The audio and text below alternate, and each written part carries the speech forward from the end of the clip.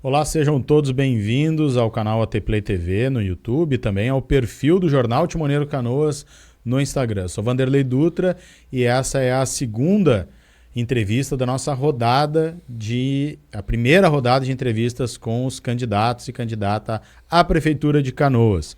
A gente está no Estúdio Parque, que é o segundo estúdio do Grupo Timoneiro, que fica no território Cowork, a 2 quadras do Parque Getúlio Vargas, também a 2 quadras aqui do Canoas Shopping. E o outro estúdio fica lá no Estúdio Centro, que é junto da redação do Jornal Timoneiro. Dando sequência, então, à nossa cobertura das eleições, hoje a gente vai conversar com o candidato Rodrigo Cebola, do PSOL. Conforme ordem sorteada, com a presença de representantes das candidaturas, ontem, dia 26, entrevistamos Beth Colombo, do Republicanos. Amanhã, dia 28, o entrevistado é Jairo Jorge, do PSD. Dia 29 é a vez de Márcio Freitas, do PRD. Dia 30, conversaremos com Ayrton Souza, do PL. E no sábado, dia 31, encerrando esta primeira rodada, Odirley Campiol, do Novo. Ainda teremos, entre 9 e 14 de setembro, uma rodada de entrevistas com os candidatos a vice e uma nova rodada com os candidatos a prefeito lá no final de setembro. Em 2 de outubro, guarde esta data, no final da campanha, o debate eleitoral, o último da campanha do Grupo Timoneiro, será realizado no Uni-La Salle, no meio do campus, ali junto com os estudantes, e com transmissão ao vivo aqui pelo nosso Instagram e também pelo nosso canal do YouTube. Além disso, em nossas redes sociais, questões para cada candidato responderem em até 40 segundos. A gente tem postado isso, já foram postadas 3 questões, onde cada um tem 40 segundos para responder. Em um vídeo único, você pode saber a opinião de todos os 6 candidatos sobre aquela questão específica. Então, depois, dá uma navegada aqui no nosso perfil do Instagram, ou vai até lá se você estiver no YouTube, e dá uma olhada no que cada candidato está falando e propõe para cada tema. E se tu quiser mandar alguma pergunta para os candidatos, seja para a rodada de entrevista, para esse quadro do Instagram ou para o debate, mande em vídeo a sua pergunta para 51 3472 3022. Esse é o nosso WhatsApp, 51 3472 3022. Cada entrevista dessas, nessa rodada, tem a duração de 40 minutos de conversa entre eu e os candidatos, com transmissão ao vivo aqui, e depois você pode assistir lá no YouTube a qualquer momento. O nosso tempo começa a contar a partir de agora. Almiro Rodrigo Cebola, nome na urna Rodrigo Cebola, 43 anos, iniciou carreira política ligada à pauta da juventude, depois também passou para a área da cultura, trabalha nessas duas até hoje, tendo sido presidente do DCE do Uni-La Salle quando cursou História, foi também coordenador municipal de Juventude de Canoas e atuou na Secretaria Municipal de Cultura. Ficou como suplente e assumiu a cadeira de vereador por 11 meses lá no ano de 2011. Seja muito bem-vindo ao nosso estúdio, candidato. Bom, saudar o Grupo Timoneiro, saudar o Vanderlei. É um prazer estar aqui conversando, podendo mostrar um pouco das nossas ideias, um pouco da nossa história e aquilo que a gente pretende fazer a partir do dia 1º de janeiro de 2025. Antes de avançar, por que Cebola? Vamos começar entendendo isso. Cebola é um apelido de família, é hereditário.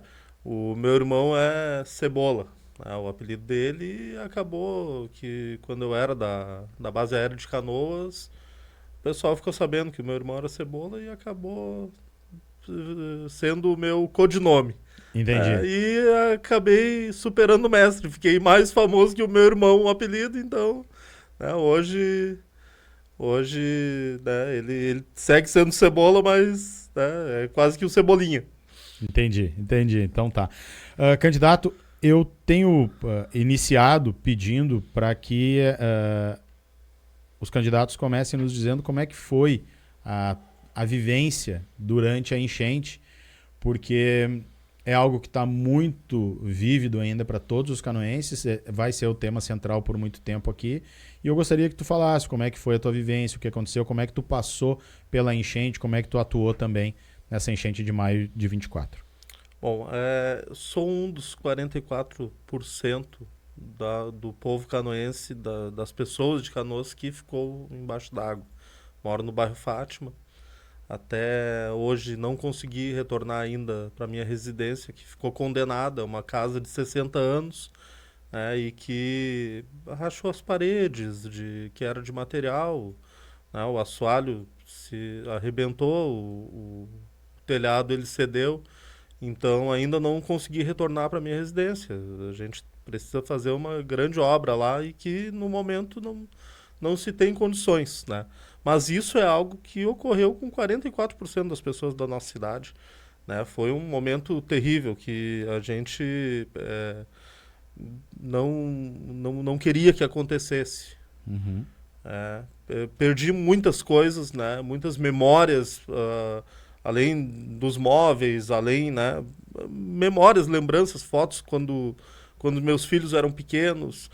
E aí, olhando o Timoneiro aqui, eu lembro bem, eu tinha todos os recortes da época que eu era presidente do DCE do La Salle, quando eu tinha sido vereador, tinha os recortes do jornal Timoneiro que ficaram embaixo d'água. Foi um pouco da história da gente, foi junto com as águas, né? E a gente quer lutar muito para que o canoense ele tenha segurança, né? A segurança para sobreviver e viver na região, né? Eu me criei no bairro Fátima, eu amo o meu bairro, eu gosto da minha vizinhança, eu pretendo seguir morando ali. E as pessoas também, quem se criou gostaria de seguir morando, mas o povo está sem segurança hoje, porque a gente não sabe se vai haver a manutenção de fato, né? Ou se até o fim do ano todo o recurso que está vindo para a cidade de Canoas será investido ou não, né? A gente tem que ter uma segurança para que as pessoas saibam que foi fiscalizado, que foi feito o melhor para a cidade. Tu é casa de família, então vocês já moram há um tempo ali. Sim. Existia na tua família essa memória 43 anos. essa memória de alguma enchente? Nunca chegou ali. O bairro Fátima, nunca. ele é um pouquinho mais alto do que os outros, né? Talvez por isso até tenha demorado né, as pessoas a se dar conta de que a água poderia chegar ali, né? Sim. Ele é um pouquinho mais alto. Mas eu queria te perguntar... Pode falar.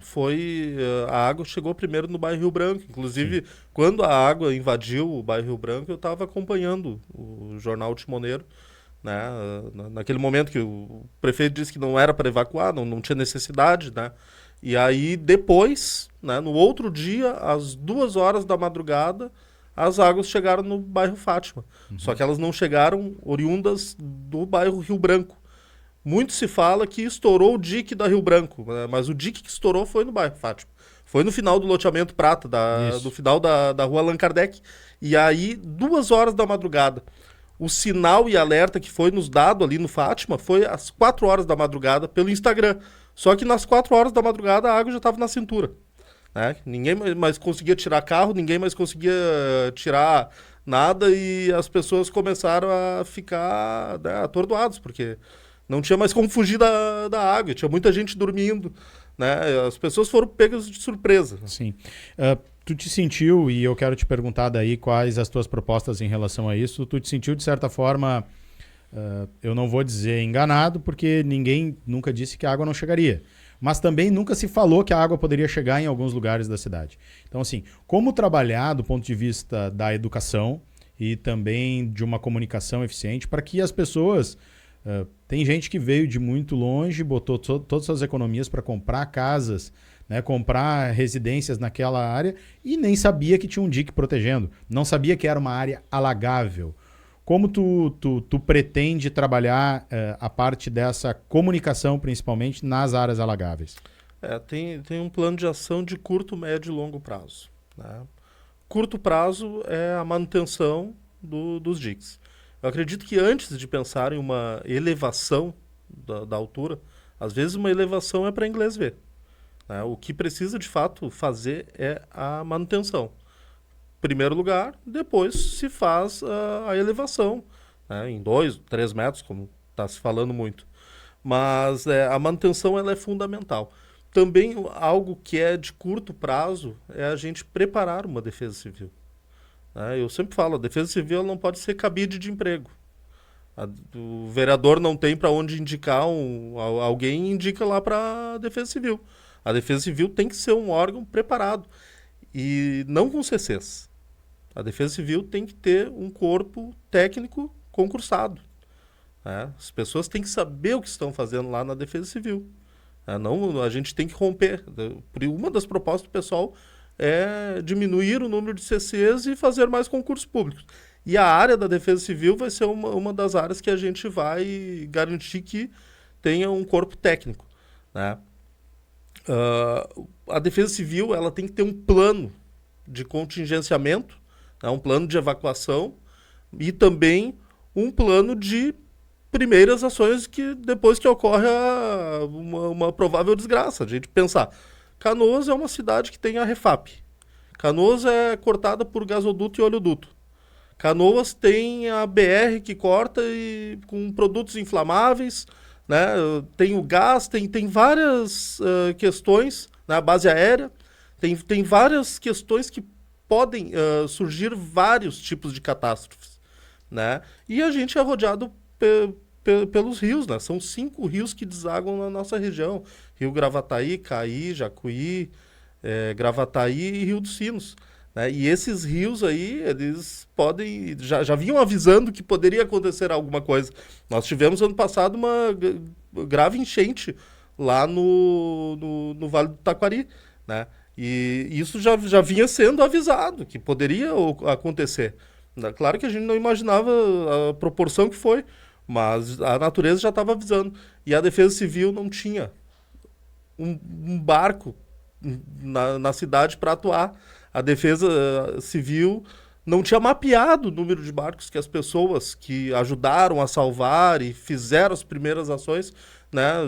Porque podia fazer de forma organizada uma intervenção junto com o povo. Eu não digo que o poder público ele vai estar acima do povo, mas a responsabilidade, em caso de alguma desgraça, é do poder público. O poder público, no mínimo, tem que ser o organizador do salvamento, das primeiras ações, né? Um plano de contingenciamento, plano de evacuação. Então, a nossa Defesa Civil ela vai ser um órgão planejado, né? E o PSOL, né, trouxe uma emenda de R$500 mil através da deputada Fernanda Melchiona, né? E a gente pensar que o orçamento desse ano, de 2024, que ainda não acabou, era de apenas 300 e poucos mil reais para a Defesa Civil, né? E nós encaminhamos uma emenda, né, através da deputada, de 500, meio milhão de reais. Pegando o gancho do que tu falaste agora, no teu plano de governo tem um estudo na redução de CCs? Falaste em reduzir e aumentar. Tem algo objetivo assim que está já programado? A gente vai diminuir o número de CCs. Ainda é algo que a gente vai ter que fazer um estudo mais aprofundado, né? Mas assim, o gabinete do prefeito já tem 300 CCs. A gente tem que diminuir bastante esse número, né? Então, é algo que a gente vai ser a primeira ação do nosso governo. E vamos investir no corpo técnico, né, da prefeitura. Valorizar o servidor público, criar concurso público. Sobre a habitação, a luta por moradia, ela sempre foi... a luta por moradia digna, né, em ambientes sempre foi uma luta de Canoas. Assim. Boa parte do território de Canoas ele foi, inclusive, constituído a partir... da luta por moradia de pessoas que vêm de outros lugares e encontram aqui algum lugar para morar. Seja comprando, seja ocupando, né, áreas que muitas vezes são de risco. E temos ainda muitas áreas de risco. A questão da enchente acabou trazendo aqui para a área central, para o asfalto, para o lugar onde a opinião pública está enxergando muito da vulnerabilidade que já existe há muito tempo na nossa cidade. Muitas pessoas descobriram os pobres que moram em Canoas só com a enchente quando eles tiveram que vir para a área central. Qual é a tua proposta do teu plano de governo para trabalhar com a questão habitacional e zonas de risco em Canoas? Bom, nós temos e aí entrando na área ambiental também, né? A gente quer fazer uma mini reforma urbana, né? Uma reforma urbana para tratar a questão da habitação. Mas também nós queremos tratar a questão das áreas alagáveis e revitalizar o espaço ambiental da cidade, né? Algumas áreas alagáveis têm que voltar a ser parte daquele espaço que é a esponja da cidade. E aí a gente vai trabalhar com o conceito de cidade esponja, né? Eu acho que a cidade tem que ter uma habitação com dignidade para as pessoas, mas também o espaço urbano ele tem que ser sustentável, né? E aí a gente dividir o espaço onde tem residência com um espaço onde deveria ser uma área de preservação ambiental ou uma área alagável, né? A gente tem que trabalhar com vários conceitos. E a nossa proposta é a gente debater muito profundamente com a sociedade civil organizada, né? Inclusive com as universidades de Canoas, Instituto Federal, o Unilassalle, Uniriter, Ubra, e também aproveitar o conhecimento que a gente tem através do Canoas 21, do Instituto Canoas 21, georreferenciamento, tentar utilizar todo esse acúmulo de conhecimento que tem no município para a gente criar algo que o meio ambiente, né, os nossos recursos hídricos, recursos naturais, eles convivam em harmonia com as pessoas. Né? A gente tem que ter o espaço das pessoas e o espaço do meio ambiente. A gente sabe que muito do que aconteceu na cidade, né, foi, né, nessa enchente, foi porque nós tivemos a área ambiental invadida, né, ocupada, de certa forma, de forma irregular, né, mas também tivemos muitas pessoas que enriqueceram vendendo aqueles espaços lá. E aí a gente sabe que em uma cidade que nós temos, para os outros lados da cidade, vários imóveis desocupados, né, ainda tem gente morando de forma sem dignidade.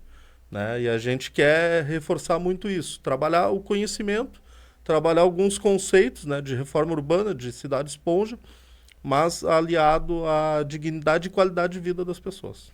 Quando tu fala em cidade esponja e a reforma urbana, se a gente pensar no nosso território hoje, assim, embora tu diga que isso é algo para ser estudado com as universidades, de área alagável hoje já urbanizada e protegida por DIC, nós estamos falando, né? Se a gente acrescentar além do lado oeste, que foi agora inundado, acrescentar Niterói, nós estamos falando aí de repente de 2/3, né, da cidade, porque Niterói é bem representativo.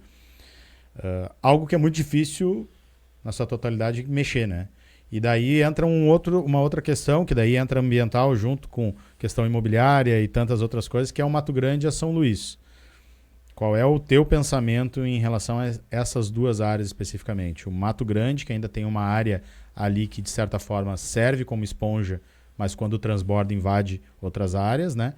Quando os diques foram construídos e ali ficou menor, Mato Grande não tinha muita gente morando, era mais granja. E a São Luís, que daí tem uma questão também de empresas, também residencial, mas uma área grande também, que serve, de certa forma, como esponja para o Rio dos Sinos quando ele está subindo.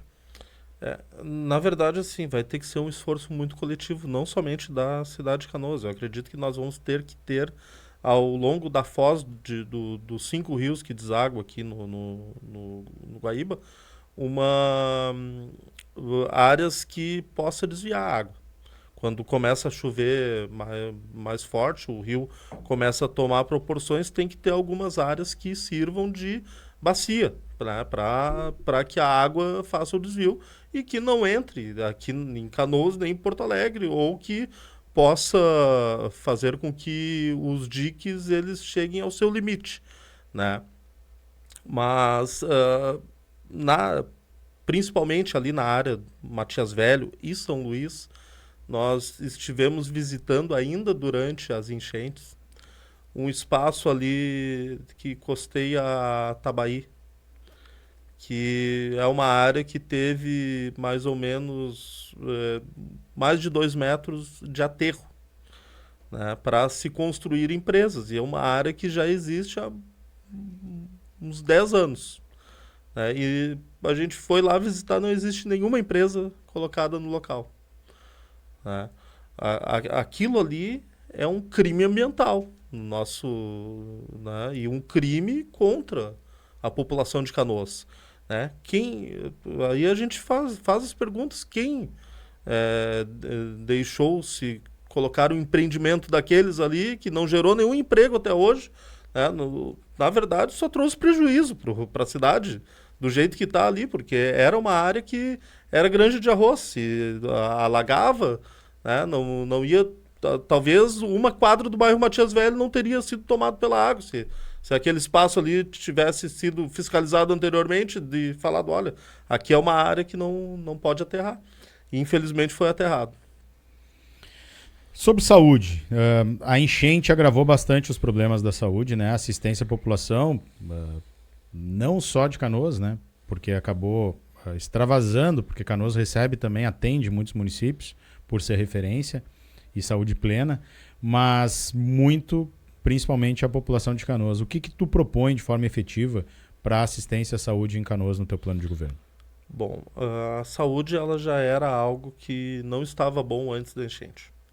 E como tu disse, só agravou. A gente tem que tratar a saúde, a promoção, a recuperação, né, e a proteção às pessoas. E nesse sentido a gente quer dar uma atenção muito grande né, à atenção primária, né, e principalmente assim romper com algo que a gente acha que desqualifica muito o serviço público, que é a terceirização.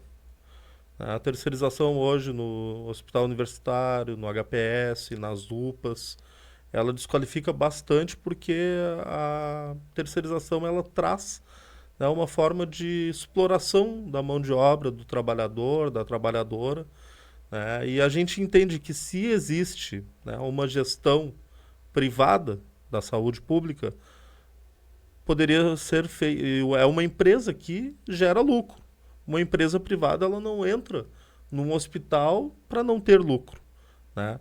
Se a empresa privada consegue fazer a gestão, o poder público também consegue fazer a gestão, né? E de uma forma muito mais satisfatória, né? Porque o poder público não está visando lucro. O poder público ele tem que ser responsável pela saúde das pessoas, né? Então, nós temos, né, a proposta de romper com as terceirizações. Primeiro dia de governo, a gente iniciar uma grande auditoria de todos os contratos na área da saúde e também de todos os contratos de gestão hospitalar e das UPAs, né? E o nosso foco é fazer concurso público também para a área da saúde, né? Tem espaço no orçamento para fazer isso? Assim, o que as gestões que estão passando, né, as últimas, têm dito em relação a isso, principalmente na área da saúde, porque a gente está falando de milhares de profissionais, é que não teria espaço para comprometer, segundo a lei de responsabilidade fiscal, o orçamento direto com o RH, aumentando o número de concursados. E que, então, fazendo a contratação e essa terceirização, não entra como mão de obra contratada direto. Tem espaço no orçamento? Como fechar essa equação? Vamos criar mecanismos. Vamos criar mecanismos para poder contratar por concurso público as pessoas, né? O que a gente tem que romper com a terceirização, né? As UBSs, muitas vezes, as pessoas são mal atendidas porque tem um trabalho péssimo, né? Um profissional desmotivado nas UPAs. A gente tem que, para garantir a saúde das pessoas, tem que ter, né, um concurso público e um servidor motivado. O que a gente está propondo é a diminuição do número de CCs, né? Vai se abrir um espaço para ter mais profissionais para a área da saúde e para outras áreas, né? Então, a gente quer fazer a diferença, aquilo que ninguém fez até hoje na cidade de Canoas. Ainda nesse ponto, a Fundação de Saúde, ela entra governo, sai governo, ela é sempre colocada em xeque, né? Alguns governos, inclusive, assumem pensando em acabar com ela, não acabam, e ela fica muitas vezes sem ter um papel muito claro para todo mundo de qual é o papel da Fundação de Saúde, seu corpo que é concursado técnico, dentro do sistema como um todo. Então, às vezes vai para cá, vai para lá. Qual é a tua ideia sobre a Fundação de Saúde? Ela vai ter um papel no teu governo, e qual vai ser esse papel, ou tu vai extinguir? Nesse novo formato onde o poder público vai fazer a gestão dos hospitais, a Fundação Municipal de Saúde ela vai ter um papel estratégico, né? Nós vamos acabar com a Secretaria de Gestão Hospitalar e quem vai fazer a gestão vai ser a Fundação Municipal de Saúde. A gente quer fazer com que esse papel da Fundação ele seja estratégico. E sobre intervenção no Graças e como tratar com o Graças. Hoje a Prefeitura de Canoas está como interventora fazendo a gestão do Graças. Quero te perguntar se tu é a favor ou contra, se eleito for, acaba com isso, e como deve a Prefeitura, então, trabalhar com a questão do Gracinha. A gente vai fazer um estudo também desse contrato aí, dessa intervenção, né? Que existe também uma gestão que ela poderia ser pública, mas o Hospital Nossa Senhora das Graças é uma entidade privada, né? Então a gente vai fazer um estudo profundo desse contrato aí e da intervenção também. Educação. Na educação nós já vínhamos, né, com um problema de distorção pedagógica já da pandemia. Então sabemos que os alunos da rede pública acabaram não tendo o mesmo ritmo que da privada por vários problemas, né, estruturais da própria prefeitura e muitas vezes também pelas estruturas familiares. É diferente, né? A questão de acesso ao computador, o que tinha na época, né, e a internet. A gente já saiu da pandemia com os alunos da rede pública com um atraso pedagógico e muitas vezes com distorção entre idade e série nos anos seguintes. E daí agora tivemos a enchente quando de novo os alunos da rede pública tiveram uma parada maior, muitos inclusive ainda com muita dificuldade ainda não voltaram, e ainda tivemos o agravamento da questão estrutural da educação, com os prédios públicos em todo o lado oeste sendo atingidos, mobiliário, inclusive com algumas escolas que provavelmente terão que ser reconstruídas, né?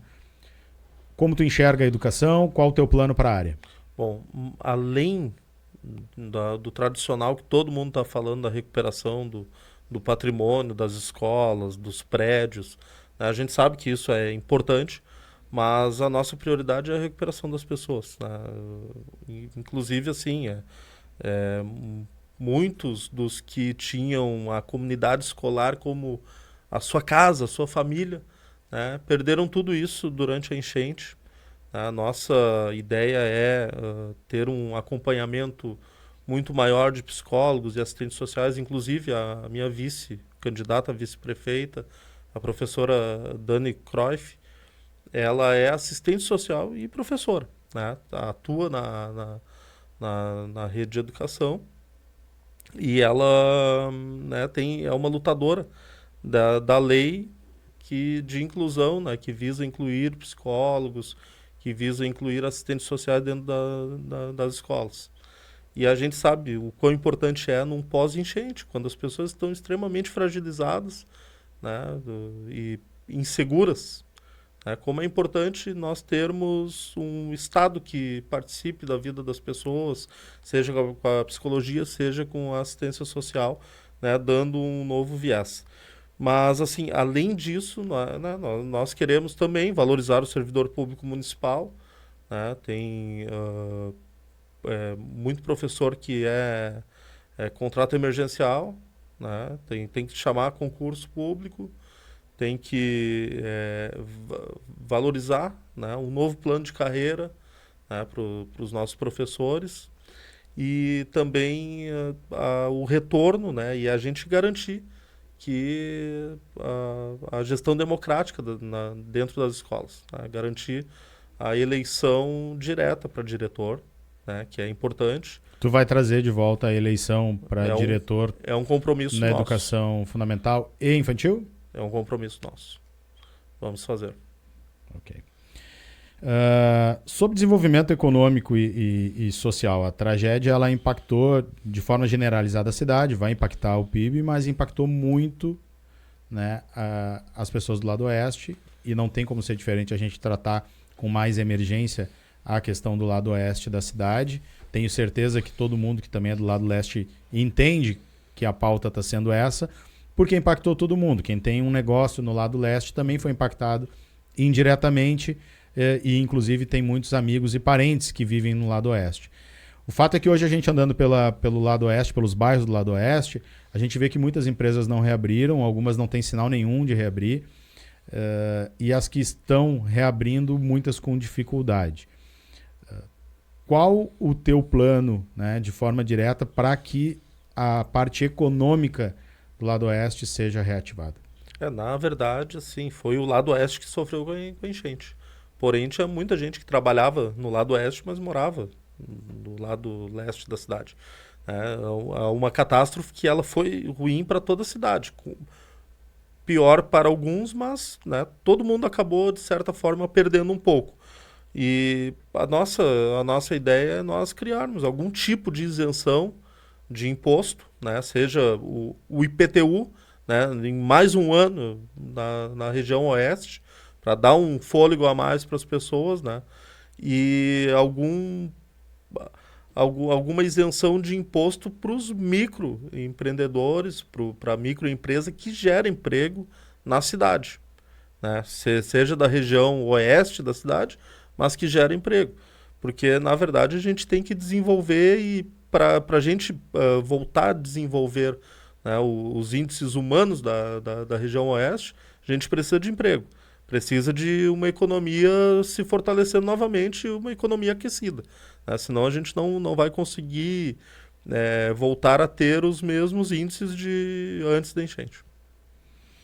A questão de gênero, gostaria de te perguntar se no teu plano de governo a questão de gênero, né, ela está contemplada, que tipo de proposta tu trabalha disso na busca da equidade e se eleito, se o teu governo vai levar em conta a paridade de gênero, por exemplo, no secretariado, e cargos de chefia, como essa pauta da questão do gênero é para o candidato e se eleito for prefeito Cebola. A nossa chapa já diz muito, né? É uma chapa formada por um homem e por uma mulher. A gente quer os cargos de chefia, principalmente, que sejam, né, tenham uma equidade ou que a gente garanta o mínimo, né, de 30% para de gênero, né? Não precisa ter 70% de mulheres, mas também não precisa ter 30%. A gente pegar e garantir o mínimo. E é aquilo, restaurar algumas políticas públicas que foram esquecidas ao longo do tempo e que parece que no início serviram só para lançar um novo projeto. Quais, por Né? exemplo? A gente quer restaurar o Mulheres da Paz, né? A gente buscar, e não só Mulheres da Paz, a gente buscar todos os programas que tinha no Pronace, que tinha no Território de Paz, e aí buscar parceria com o governo federal, buscar parceria com outros, né, espaços, né, da federação, para que a gente possa restaurar o Protejo, né, o Comunicação Cidadã, tantos projetos que foram importantes no passado e que garantiam a dignidade das pessoas, né? Tem muita coisa que a cidade pode avançar e contribuir com a segurança pública, com a dignidade das pessoas, né? Nós tínhamos, há um tempo atrás, a Patrulha Maria da Penha, que a prefeitura contribuía bastante, né? Hoje, pelo que a gente vê, a prefeitura não está dando a sua contribuição. A gente precisa resgatar alguns projetos, né, que deram certo no passado, porque a gente vê que o feminicídio aumenta na cidade, a violência contra a mulher aumenta na cidade. A gente tem que ter espaços que sejam de fato de protagonismo e não estejam lá só para perfumaria, né? Tem que ter uma ação muito direta. E nós queremos fortalecer os conselhos municipais, né? E dentre eles o CONDIM, né? O Conselho dos Direitos da Mulher, né? Tem que ser um espaço fortalecido e é um compromisso, né, nosso que o próprio prefeito vai participar, né, no mínimo uma vez por ano das reuniões de todos os conselhos. Né? Uma proposta de participação popular direta é a gente fortalecer os conselhos municipais e que o conselho ele não seja apenas um braço do Poder Executivo como é hoje. A gente entende que muitas vezes o Poder Executivo indica a metade, a outra metade puxa para o governo de forma indireta, né? E aí não existe um protagonismo do Conselho, porque aí a crítica que o Conselho poderia fazer, ele não faz. Né? E uma ação é a gente fortalecer o Conselho Municipal dos Direitos da Mulher. Quero aproveitar esse momento que tu fez algumas críticas mais diretas, assim, mais duras à atual gestão, né, para fazer uma pergunta contextualizada aqui, mas que toda vez que a gente tem colocado material nas redes e aberto para o público, tem surgido. Tu diz, por exemplo, que tu é a única oposição de verdade à atual prefeitura, né? Mas tu foi coordenador da juventude com o prefeito Jairo Jorge, tu fez parte da base, tu era do mesmo partido do Jairo naquele momento, e a forma como tu fala parece não ter um alinhamento. E eu quero te perguntar diretamente isso, assim. O teu passado, ele não demonstra que, pelo menos em algum alinhamento com o atual prefeito tu tem? Qual é? Aonde vocês caminham juntos ou totalmente diferente? Não, assim, há 10 anos eu participei da gestão da prefeitura, né? Já fazem 10 anos que eu não tenho vínculo nenhum com a administração diretamente, né? Fui vereador da base do governo há 13 anos atrás, né? Por um período de apenas 11 meses. E os espaços que eu, né, estive sempre foram espaços de muito trabalho e onde nós fizemos a nossa história dentro da área da juventude, que até hoje é um espaço que não foi superado, né? O trabalho que a gente fez, criamos Parlamento Jovem, criamos Juventude Debate, Grafitando Canoas, fizemos a maior conferência municipal de juventude com uma participação de 2.000 jovens, né? Tivemos uma série de projetos e ações que desenvolveram a nossa juventude. Tinha a Praça da Juventude, tinha o Protejo, tinha várias ações que foram feitas. O atual prefeito, ele era de um partido lá atrás, o mesmo partido que eu era, né? Que ele já não é desse partido já há bastante tempo, né? Não existe nenhum alinhamento, né, ideológico com o atual prefeito, porque ele se perdeu no caminho, né? E ele se misturou com muita gente, né? E paga hoje o preço que ele das más companhias que ele se uniu, né?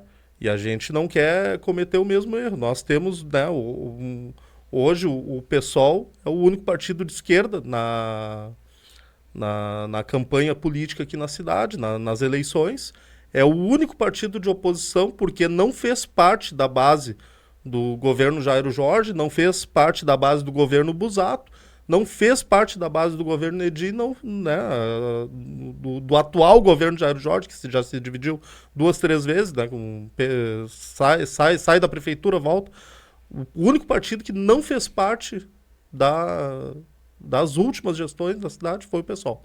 E tu não, aproveitando esse ponto, assim, tu não teme que num futuro governo teu, se eleito for, essa questão não atrapalhe como tu vai lidar com uma Câmara de Vereadores? E daí nós vamos puxar. A gente sabe que, claro, uma Câmara de Vereadores vai ser agora toda ela escolhida e teremos uma renovação natural, porque pelo menos 20% já nem está concorrendo, né? E ainda veio a enchente, então é possível que exista uma grande renovação na Câmara de Vereadores.